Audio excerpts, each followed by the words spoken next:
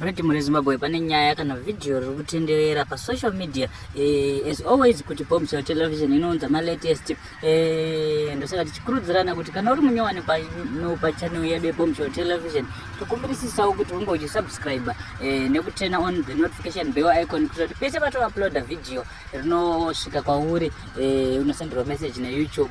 Kana uri returning subscriber nokuti sando kwamuri ramai muchishare nehama neshamwari nekulike ma videos edu aonekwe na YouTube aonekwe nevanhu vakawanda vadzidzewo nekufarawo nezvatinenge tichiposta pano pa Bombshell Television. So nhasi nyaya ndaya nayo inyaya inoseresa nekuda kwekuoma kwesituation iri muZimbabwe right now. Ndine mukadzi ane 25 years wekumajubek Kumbare uko kwaari kutaura zvanga achitaura kuti ndinyatsotsanangura zvese zvizere.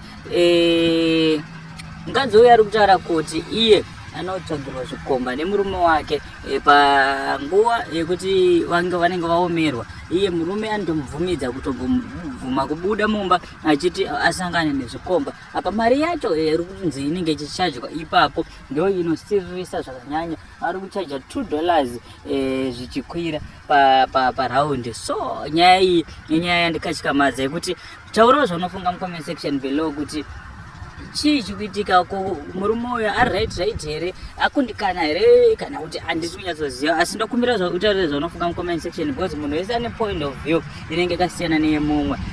Zveri here kana kuti hazvisi because pakaipa unenge haichance yekutora kana chirwere kana zvimwe zvinhu zvakasiyana siyana besides chirwere. Tinoziva kuti spiritually pakusangana nevanhu vakawanda pabonde munenge muchisanganisa mhepo munenge muchiita shese. So tell us what do you think in the comment section below.